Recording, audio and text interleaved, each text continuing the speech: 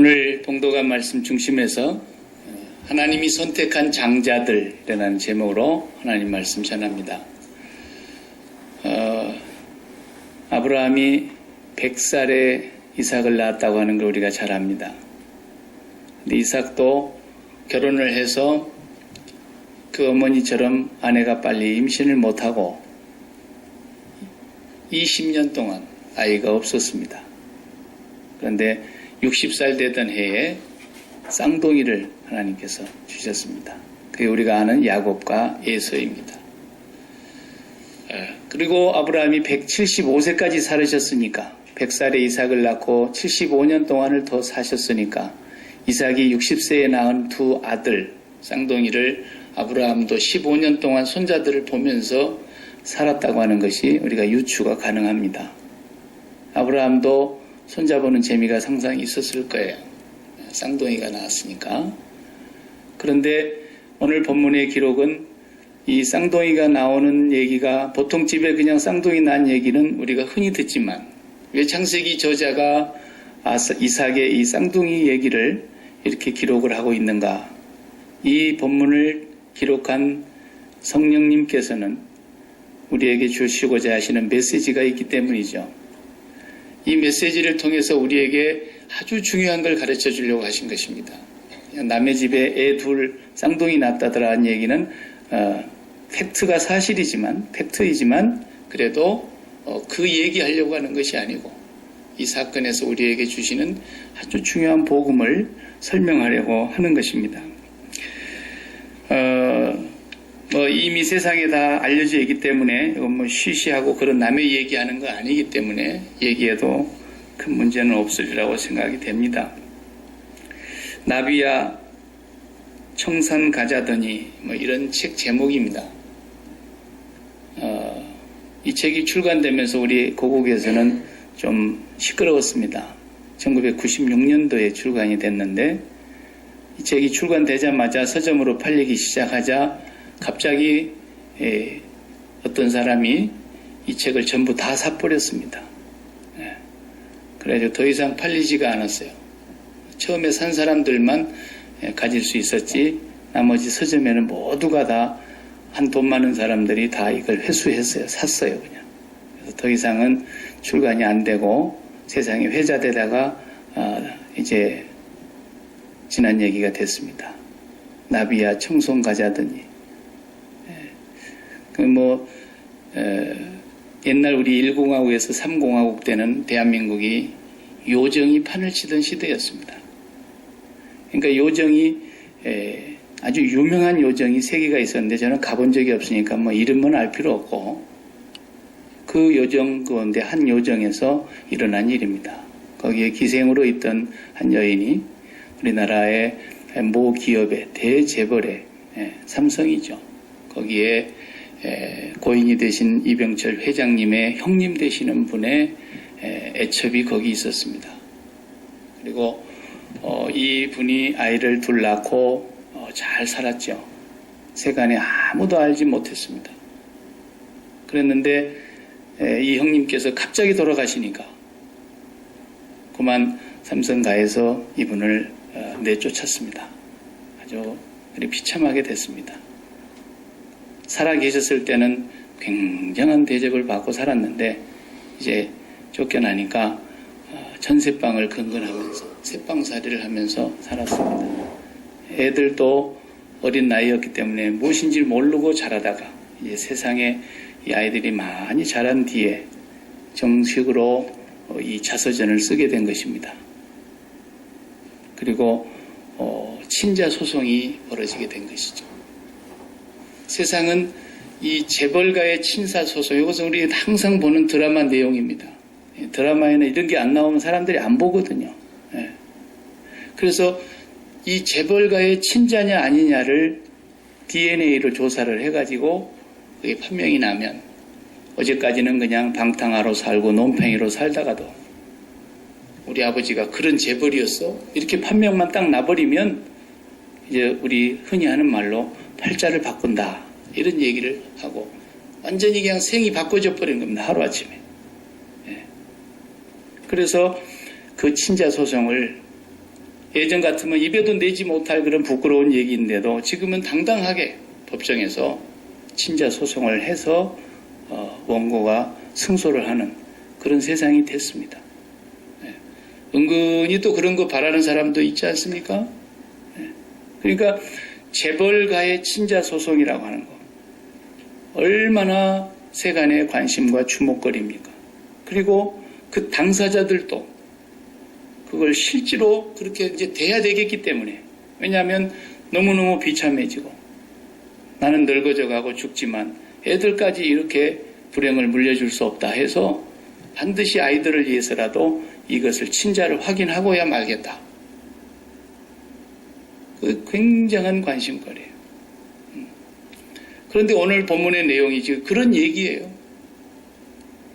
세상의 재벌들이 그렇게 로망 아닙니까?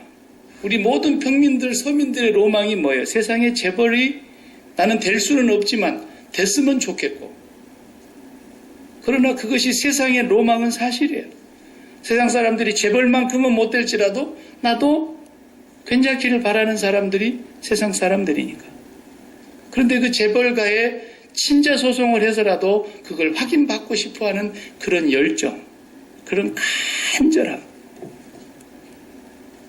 누가 뭐라 그래도 세상 모두가 이제 가십거리를 삼더라도 그거 아랑곳이다 하지 않고 나는 친자로만 밝혀졌으면 좋겠다는 거예요.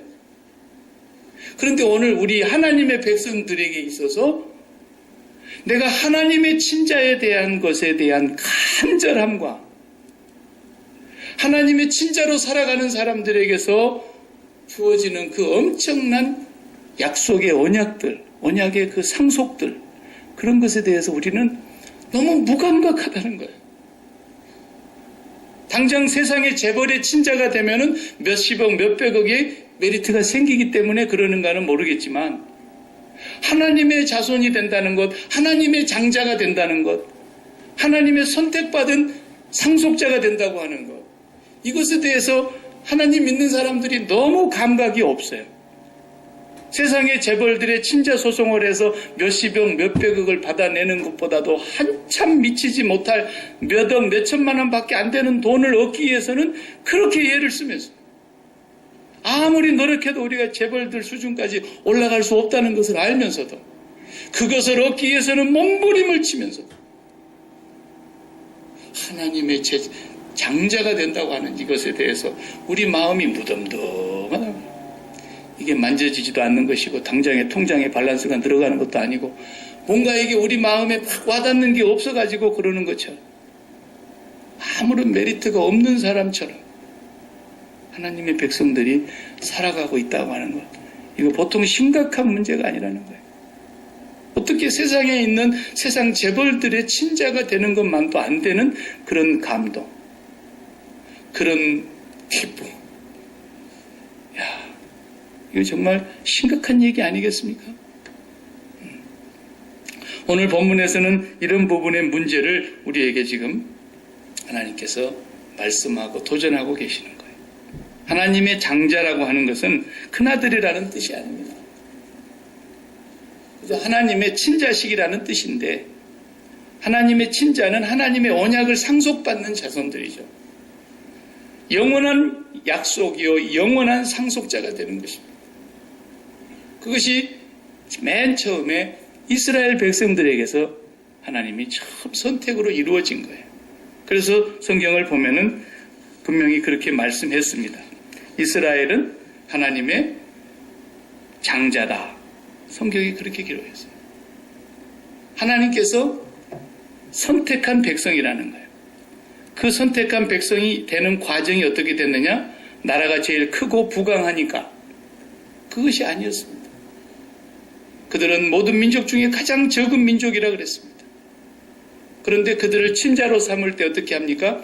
유월절날 어린 양을 잡으라 그러고 그 어린 양의 피를 문지방과 문설주에 바르게 하고, 그 피를 바른 그 집 안에 들어가서 밖으로 나오지 말고 그 피가 발라져 있는 그 집 문 안으로 들어가서 거기서 양의 고기를, 너희가 그 잡았던 양의 고기를 먹으면서 하나님께서 이제 애굽에서 빼낼 그 시간을 기다리고 있으라 그랬어요. 곧 나갈 거니까 앉아서 편안히 발쭉 뻗고 먹지 말고 허리에 띠띠고 손에 지팡이를 짚고 나갈 준비 다 끝내고 그 양식을 먹으라 그랬어요. 그러면서 너희는 나의 장자들이다. 그리고 모세 보고 하는 말이 네가 가서 바로에게 얘기해라. 내 백성 내 장자를 내어 보내라. 그렇지 아니하면 내가 너의 장자를 죽이리라. 이렇게 말씀해라 그랬어요. 그럼으로써 하나님의 장자들이 처음 출발을 하는 것입니다. 이 하나님의 장자로 부름을 받아서 이제 하나님께서 그 백성을 구원해 나가시는 그 여정이 성경에 기록되어 있는데 오늘 그 출발점에서 믿음의 조상 아브라함과 이삭과 야곱이 어떻게 이 믿음이 시작이 되었느냐, 어떻게 이 사람들이 하나님의 장자가 되었느냐, 이것을 말씀하고 기록하고 있는 것입니다. 자, 오늘 본문의 내용을 우리가 이해를 하려면 답을 먼저 알아야 됩니다. 그때는 구약 성경밖에 없었고 지금 우리는 신약을 가지고 있고 예수 그리스도 이후의 사람들로서 신약 성경에서 오늘 창세기 25장에 우리가 읽은 이 본문을 해석해 주고 있는 곳이 있습니다. 사도 바울은 로마서를 쓰면서 로마서 9장에서부터 11장까지 긴 내용으로 이 본문을 해석했습니다. 이게 그렇게 중요했던 것입니다. 특별히 로마서 9장 6절에서 18절까지의 내용은 오늘 읽은 본문을 아주 쉽게 해석하고 있는데 제가 읽어보겠습니다. 그러나 하나님의 말씀이 폐하여진 것 같지 않도다.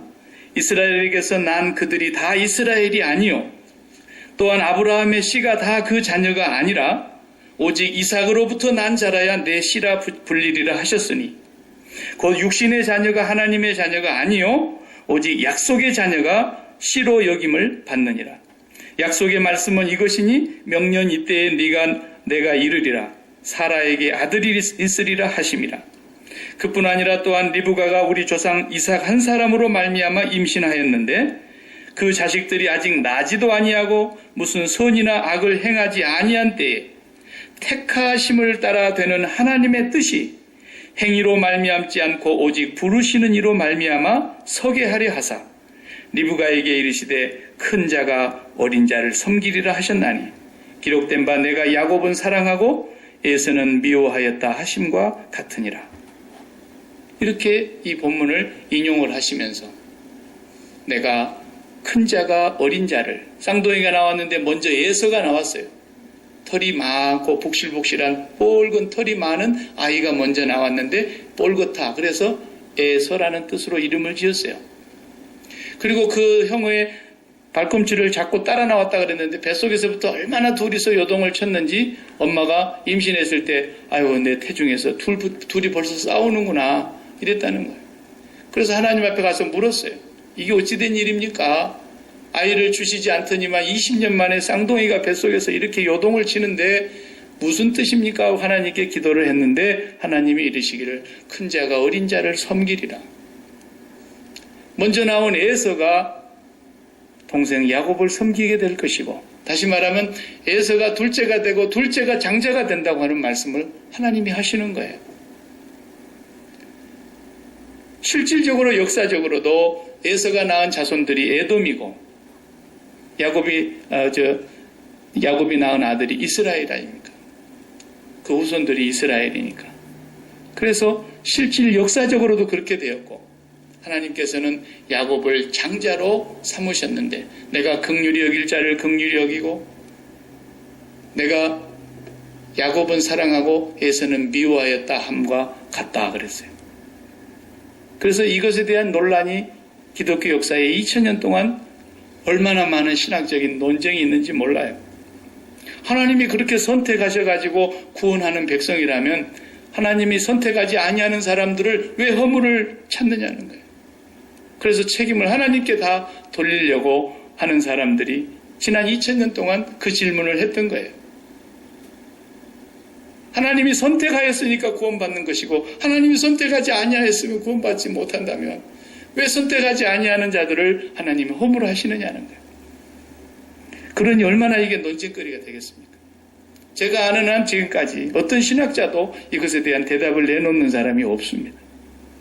우리가 그러므로 이것을 논쟁하려고 하는 지금 본문이 아니고 우리의 믿음이 어떻게 출발하였으며 우리가 하나님의 장자가 된다고 하는 것을 어떻게 알 수 있으며 우리가 하나님의 장자로서 분명히 살아가고 있는가를 하나님께서 오늘 이 본문에서 말씀하고 있는 것입니다. 다 읽진 않았지만 마지막 34절, 창세기 24장 34절에 보면은 야곱이 그 형에게 팥죽을 써서 붉은 죽을 써가지고 장자권을 산 얘기가 있지 않습니까? 그래 에서는 배가 고파서 사냥하고 돌아와서 동생이 그 죽을 쓰고 있는 걸 보고서 야, 나 배고파 너무 힘들어. 그 죽 한 그릇 같이 먹자. 그러니까 형, 내가 그러면 형 할게.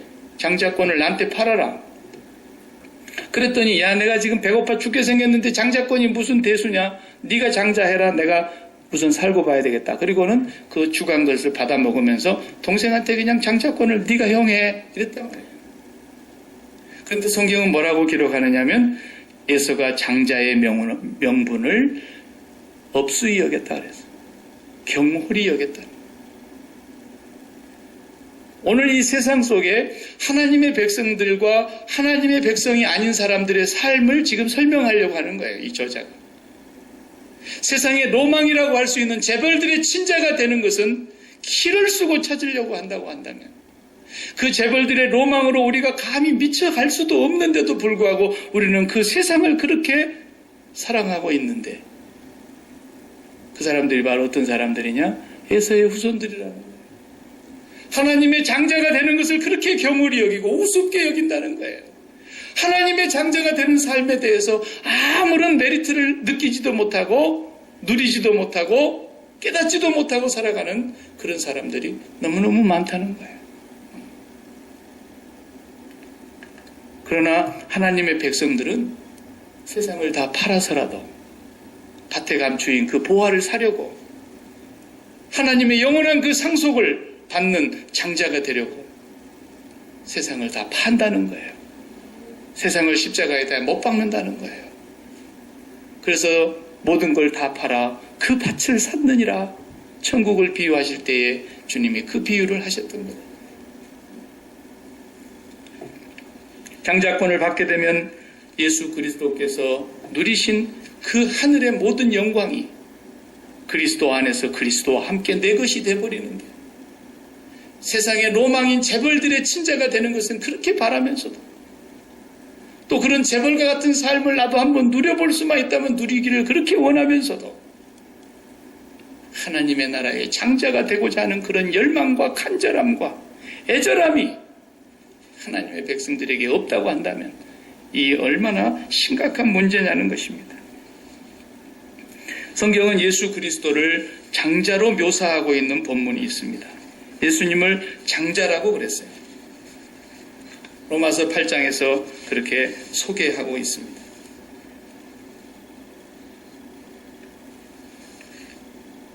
예수님이 장자라고 하는 것은 다윗의 자손과 아브라함과 다윗의 자손 예수 그리스도의 족보라 그랬는데 그 말은 무슨 말이냐면 아브라함과 다윗으로 오신 아브라함과 이삭과 야곱으로 그 우리의 믿음의 조상들로부터서 그 후예로 오신 그 족보상에서 예수님이 오셨다는 것은 예수 그리스도는 사람으로 오셨지만 본디 하나님이시고 그 사람이 하나님이 사람이 되셔서 오신 예수 그리스도께서 그 믿음의 조상들의 족보에 오셨다는 것은 모든 하나님의 선택받은 장자들의 머리가 되셔서 그 장자들을 모으시기 위해서 오셨다는 뜻이거든요. 그래서 예수 그리스도를 믿는 자가 하나님의 장자가 되는 것이라는 것을 성경은 계속 말하고 있지 않습니까? 그것이 유대인들은 자기들이 아브라함의 혈통으로만 나오고 그 성전에만 있으면 되는 줄 알았는데 예수님이 오셔서 아브라함의 자손으로 낳았어도 안 된다 그러고 바리새인이라고 해도 안 된다 그러고 그 성전에서 예배를 드리고 제사를 지내도 안 된다고 예수님이 말씀하시니까 그것을 가장 붕괴하게 여겼던 바리새인들 중에 가장 바리새인이라고 자처하는 사도 바울 같은 사람은 예수 믿기 전에 청년 사울 때 성전을 부정하고 율법을 부정하고 아브라함의 자손됨을 부정하는 그 예수 믿는 사람들을 다 죽이려고 했던 거예요. 자기들이 장자라고 자부하고 살고 있는데 저 개같이 여김을 받아야 될 이방인들이 하나님의 장자가 되다니 이건 있을 수가 없는 일이라고 쑥밭을 만들어서라도 이 땅에서 그 교회를 완전히 없애버리려고 했던 사람이 사울이었어요. 그런데 이 사람이 예수를 믿었지 않습니까? 우리가 사도행전에서 지금 지난주에 그 장면을 보았어요. 다메섹에 가다가 빛을 받고 꼬꾸라진 장면. 그리고 예수님을 믿게 된 뒤로부터서 이 사람에게 고민이 생긴 거예요. 로마서를 그래서 쓰면서 그 얘기를 지금 하고 있는 거예요. 나는 본래 아브라함의 자손이 다 하나님의 장자인 줄 알았는데, 자기도 그런 줄 알았죠. 그런데 자기가 빛을 받고 예수 그리스도를 만난 이후로부터서 이방인을 향해서 나가서 복음을 전해봤더니, 이방인들은 그렇게 예수님을 잘 믿는데, 이방인들은 다 복음을 듣고 돌아오는데, 자기가 가는 곳마다 자기를 괴롭히는 사람들이 있고, 자기를 죽이려고 하는 사람들이 있고, 복음을 전하지 못하게 해방을 놓는 사람들이 있었는데, 누구냐? 자기 동족들이었다는 거예요. 유대인들이었다는 거예요. 그래서 자기는 너무너무 지금도 가슴에 그치지 않는 고통과 양심의 아픔이 있는데, 왜 아브라함의 자손들이 돌아오지를 못할까? 왜 내 동족들이 구원을 받지 못할까? 그치지 않는 그 고통과 의문을 가지고 로마서 9장을 지금 써가고 있는 거예요. 그 이유는 하나님이 모세에게 말씀하신 대로 내가 긍휼히 여길 자를 긍휼히 여기고 불쌍히 여길 자를 불쌍히 여기고, 아직 그 아이가 어머니 뱃속에서 태어나기도 전에, 아니 임신이 되기도 전에 하나님의 예정과 선택에 의하여서 되는 것과 같이 큰 자가 어린 자를 섬기리라 하신 그 두 아이는 아직 태어나서 선을 행하거나 악을 행하기도 전에 하나님의 긍휼히 여기시는 부르심과 선택으로 말미암는다는 사실을 알게 하시려고 이 복음서를 기록하고 있는 거라는 거예요. 이 창세기의 내용도 바로 그 내용이라고 하는 것을 말하고 있는 것입니다. 자, 그러면 도대체 왜 하나님의 장자들이 하나님의 나라에 대한 그 친자식이 되는, 그래서 예수 그리스도 안에서 하늘의 그 영광스러운 상속을 누리게 되는 그 축복은 애절하고 간절하게 찾으려고 하지 아니하고, 왜 아직도 세상의 로망이라고 할 수 있는 재벌들의 친자식을 찾는 것처럼 그렇게 세상에 우리의 마음을 두고 세상을 그렇게 사랑하고 살아가야 되느냐는 거예요. 왜 에서처럼 그 하나님의 친자가 되는 그것을 그렇게 경홀히 여기고, 그렇게 값싼 죽 한 그릇에 하나님의 나라를 팔고 하나님의 장자권을 팔고 사냐는 거예요. 야곱처럼 살지를 못하고. 오늘 우리가 이 부분에 대해서 하나님 앞에 고민하고 기도해야 될 제목이에요. 사도 바울도 본래 그랬던 사람이었기 때문에 자기가 누구보다도 자기 동족에 대한 애절함을 갖고 있었던 거예요. 육신적으로 보면 그렇지 않습니까? 아브라함의 자손이요, 우리가 한 피바다 한 몸이른 한 결의요, 한 동족이요, 한 민족인데 왜 그들은 나를 이렇게 핍박하느냐?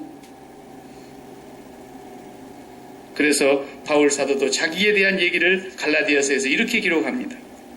형제들아, 내가 너희에게 알게 하노니 내가 전한 복음이 사람의 뜻을 따라 된 것이 아니라 이는 내가 사람에게서 받은 것도 아니요 배운 것도 아니요 오직 예수 그리스도의 계시로 말미암은 것이라. 내가 이전에 유대교회에 있었을 때 행한 일을 너희가 들었거니와 하나님의 교회를 심히 핍박하여 잔해하고 내가 내 동족 중 여러 연갑자보다 유대교를 지나치게 믿어 내 조상의 유전에 대하여 더욱 열심히 있었으나, 그래서 자기가 핍박했다는 거예요. 교회를 없애려고 했다는 거예요. 그런데 갈라디아서 1장 15절에 그러나 내 어머니의 태로부터 나를 택정하시고 은혜로 나를 부르시니가 그랬어요. 자기도 본래 그런 사람이었는데 하나님의 은혜로 택함을 받았어요. 오늘 우리 동족들이 왜 나를 이렇게 해방하고 복음을 전하는 곳곳마다 나를 죽이려고 하고 복음을 해방하는가? 하나님의 택하심이 없기 때문이라는 거예요. 하나님의 택하심이 먼저 있어야 된다는 것을 말하고 있습니다. 그래서 사람들이 되게 성경 공부할 때 묻지 않습니까? 나는 택하심을 정말 받았을까요? 이번 주 수요일에는 그 부분에 대해서 제가 좀 더 깊이 다루려고 합니다.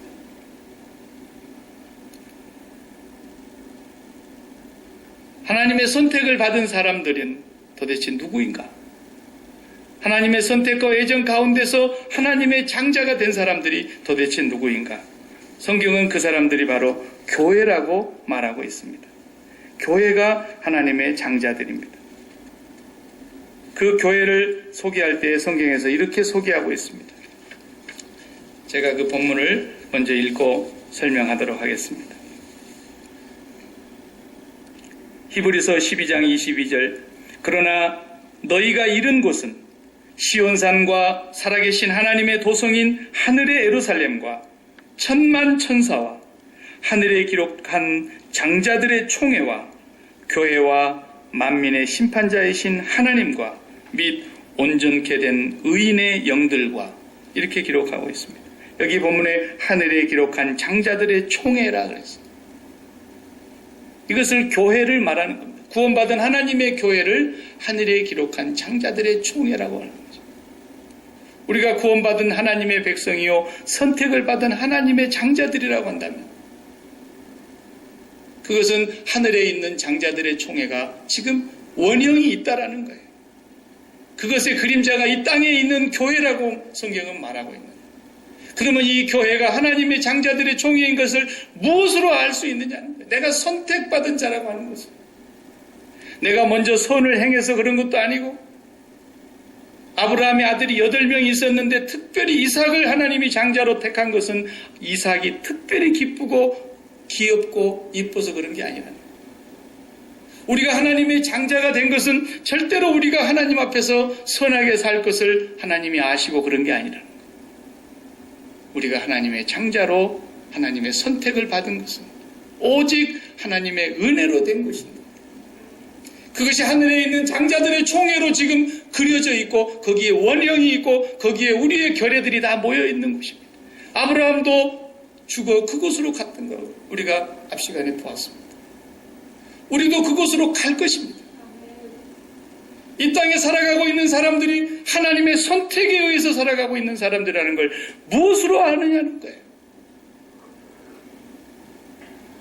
그것은 들어도 알지 못하고 보아도 깨닫지를 못하고 아무리 외쳐도 돌이켜 회개치 아니하는 복음을 전해보면 안다는 거예요.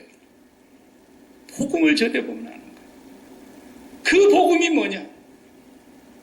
그 복음이 이 세상을 등진 예수 그리스도라는 거예요. 오늘 우리는 그분의 살과 피를 먹고 마시기 위해서 성찬상 앞에 모였습니다. 그분은 세상을 등지신 분입니다. 그분은 세상에 대하여 죽으신 분입니다. 그분은 세상의 로망이라고 생각했던 수많은 사람들의 재벌들의 친자가 되는 것을 뒷걸음질치고 세상을 등진 사람이에요. 오병이의 역사를 일으켰을 때 수많은 사람들이 그를 쫓아갔어요. 저분이 우리의 왕이 되고 임금이 됐으면 좋겠다고. 그러나 그분은 묵묵히 세상을 뒤로하고 수많은 사람들의 소리를 뒤로하고 십자가의 길을 가신 분이에요. 그래서 오늘 또 이 땅에 예수 그리스도의 그 십자가의 복음을 바울은 가는 곳곳마다 선포했지만 이사야의 예언대로 저들이 들어도 알지를 못하고 보아도 깨닫지를 못하고 돌이켜 회개치 아니하는 그 멸망의 백성들이라 성경은 그렇게 기록하고 있습니다. 세상에 대하여 왜 죽으라고 얘기하느냐? 하나님의 백성들만은 그 소리가 들리기 때문인 것입니다. 세상에 대하여 왜 우리가 십자가에 못 박아야 되느냐? 도무지 말도 안 되는 이런 복음이 어디 있습니까? 도저히 이해할 수 없는 이런 복음을 사도 바울이 전하고 다니는데 수많은 이방인들이 그 십자가의 복음을 듣고 돌아오는 것입니다. 그것을 볼 때에 아브라함의 자손이라고 창자가 되는 것이 아니라 그 악을 미처 알기도 전에 선을 택할 줄도 알기도 전에 하나님의 선택에 의해서 은혜로 부름을 받은 자들이 되더라는 거예요. 그들이 장자들하는 거예요. 그래서 오늘 또 우리가 그 예수 그리스도를 믿음으로 그 예수 그리스도의 살과 피로 세상에 대하여 죽은 자임을 확인하기 위해서 이 떡과 잔에 참여하는 거 아닙니까? 그런데도 우리가 세상을 사랑하고 세상의 로망을 쫓아간다고 한다면 오늘 또 우리는 그 장자권을 에서처럼 주간 것밖에 안 되는 이 세상의 값싼 것에다가 팔아버리는 것이라는 것입니다. 여러분과 제가 진정으로 하나님의 장자가 되셨다고 한다면 오늘 우리 마음속에 이 장자됨을 굳건하게 지켜가야 된다고 성경은 말씀하고 있습니다. 사도 베드로는 베드로후서에서 이렇게 말했습니다. 그러므로 형제들아 더욱 힘써 너희 부르심과 택하심을 굳게 하라. 너희가 이것을 행한즉 언제든지 실족지 아니하리라. 이같이 하면 우리 주 곧 구주 예수 그리스도의 영원한 나라에 들어감을 넉넉히 너희에게 주시리라. 성경은 이렇게 약속하고 있습니다. 우리는 이 택하심을 굳게 하기 위해서 분명히 이 땅에 살아가고 있습니다. 다만 우리가 이것을 완성하지는 못한다 할지라도 사도 바울의 고백대로 내가 지금 온전히 이루었담도 아니다. 내가 그걸 다 붙잡았다고 함도 아니다. 그러나 이 모든 것을 다 배설물로 한 채 그것을 붙잡기 위해서 오늘 또 앞을 향하여 그리스도 예수께서 부르신 그 상을 쫓아간다. 쉬지 않고 쫓아간다. 그러므로 이렇게 기록합니다. 그러므로 형제들아 우리가 빚진 자로 돼 육신에게 져서 육신대로 살 것이 아니니라. 너희가 육신대로 살면 반드시 죽을 것이로되 영으로서 몸의 행실을 죽이면 살리니 무릇 하나님의 영으로 인도함을 받는 그들은 곧 하나님의 아들이라. 너희는 다시 무서워하는 종의 영을 받지 아니하였고 양자의 영을 받았으므로 아바 아버지라 부르짖느니라. 성령이 친히 우리 영으로 더불어 우리가 하나님의 자녀인 것을 증거하시나니 자녀임은 또한 후사 곧 하나님의 상속자요 그리스도와 함께한 상속자니 우리가 그와 함께 영광을 받기 위하여 고난도 함께 받아야 될 것이니라. 생각건대 현재의 고난은 장차 우리에게 나타날 영광과 좋게 비교할 수가 없도다. 이뿐 아니라 또한 우리 곧 성령의 처음 익은 열매를 받은 우리까지도 속으로 탄식하며 장자가 될 것 곧 우리의 몸의 구속을 기다리느니라. 우리가 소망으로 구원을 얻었음에 보이는 소망이 소망이 아니니 보는 것을 누가 바라리요. 만일 우리가 보지 못하는 것을 바라면 참음으로 기다릴지니라. 우리가 완성된 사람은 아닙니다. 세상을 완전히 죽일 수는 없습니다. 사도 바울도 고백하지 않습니까?